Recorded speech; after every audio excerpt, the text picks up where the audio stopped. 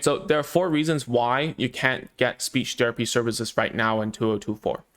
And this is just going to be worse in the long run unless there's some sort of government intervention. So the first thing is that there's a backlog of pandemic cases, right? So whoever was born during the COVID times and needed services, they got pushed back. When right now it's like 2024, right? If we talk about you trying to get an assessment, who do you think is going to be served first? Of course, the pandemic babies, right? So then it creates a 2-year vacuum of cases that keeps on getting pushed back, right? Because the services didn't get more, the number of babies being born, it hasn't gone down that much. And also, right now, the assessment for autism spectrum disorder or speech and language delay is actually increasing. So we actually have a huge problem of this backlog, right? The second reason is that there's not enough therapists, full stop. And the reason is because for speech therapists, our industry, we can choose between children and adult cases. And because the population is becoming older, right? We're having a population that's shrinking in developed countries. The reason why you're watching me in English on YouTube is because you're from a developed country. Like 80% of people who are watching this, I know this for a fact. What happens is a lot of resources went into the older generation, and that's certainly a fact. Where I'm from in Hong Kong, a lot of therapists are opting to be taking adult cases just because there's more money there, there's more cases there, and you don't need to blow bubbles and run around, right? Not everyone likes to hang out with kids for like 8 hours straight and, get really tired and they can't even talk to their spouse. So that happened to me. I couldn't even talk to my girlfriend, now wife. And I also had to work on Saturdays. So that also kind of cut into the whole lifestyle of becoming a therapist. And so a lot of people who I know, the colleagues, they tend to gravitate towards adult cases. I can't talk about other things, other industries. I know a little bit about ABA therapy, but at the same time, ABA therapy has one of the most and highest replacement rates. People just leave because they didn't get an education specific for ABA. So it's basically natural selection. If you try the job, you like it, you stay. But then not a lot of people went in knowing, oh my God, it's behavioral therapy, it's psychology related, it's treating autistic children. That's very good, but they don't understand when they didn't know what they were going into. So therefore, there's a huge rate of turnover. Okay. The third reason is because of the waiting list and so on, and how the therapy model was traditionally built, is that it's not scalable. The therapy model is just not. All right, we have a lot of one-on-ones, and we need one-on-ones to work, right? We really require to sit in a room with a child one-on-one to assess and see what's going on. But at the same time, it's something that's not scalable. This is a business and a model that cannot go beyond a certain level. And it's worse than a gym, right? A gym, at least some people can come, some people don't. People pay a monthly subscription, so on and so forth.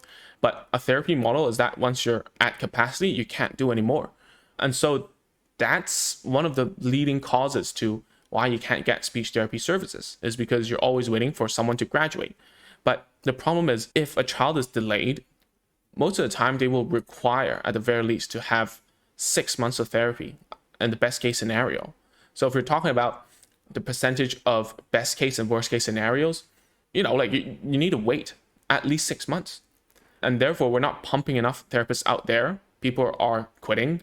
And, speech therapy services aren't very, they are profitable, but then it's not a very scalable business that a lot of people want to get into. It takes a lot of knowledge and know-hows to do it well. I see in developed countries, therapy centers are popping up here and there.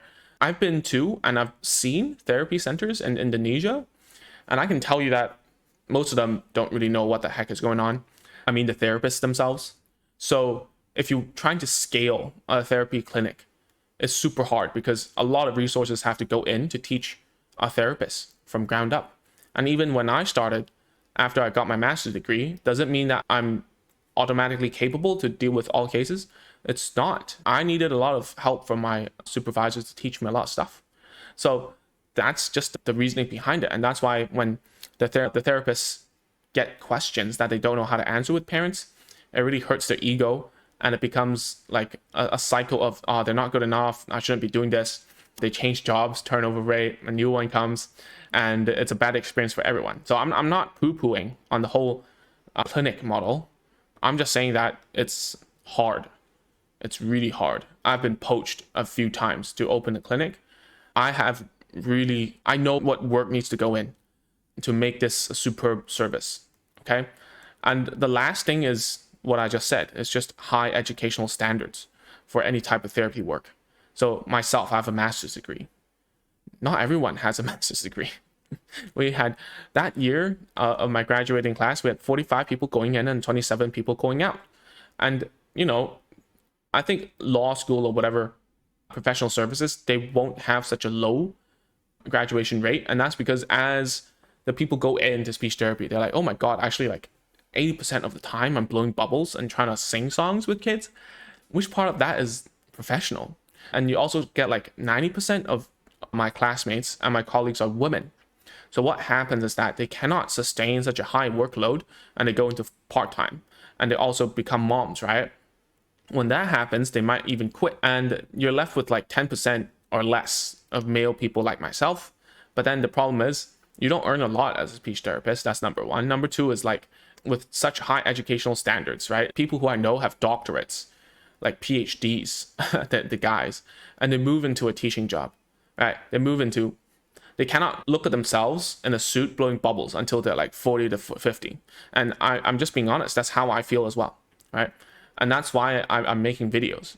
Although I would enjoy myself, but then the problem is after learning so much, the lifespan of a therapist who's in the field isn't that much. And there isn't a lot out there. And if there are, then, they're probably all booked out and they're burning out.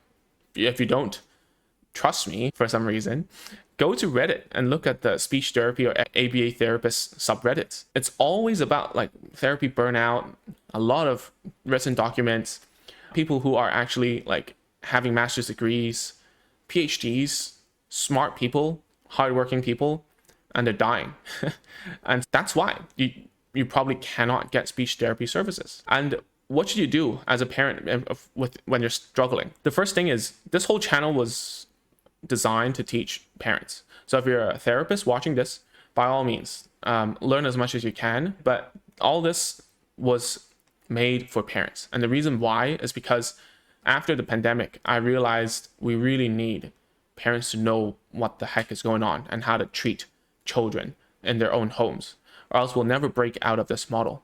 And it's only going to get worse unless we do something about it, or, suddenly we have loads of jobs and funding from the government, which has happened before and has saved a lot of children.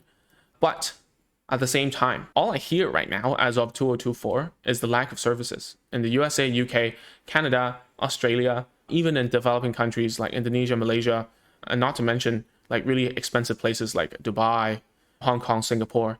These cities are having a hard time. It really is. So if you have the time in the world and you have the luxury that you have like, 30 minutes a day, and we always start with 10 to 15 minutes a day, you should really invest in some knowledge for yourself. And it doesn't need to be from us, right? Agents of Speech is just one of many companies out there that teaches parent coaching, that does that, and parent education.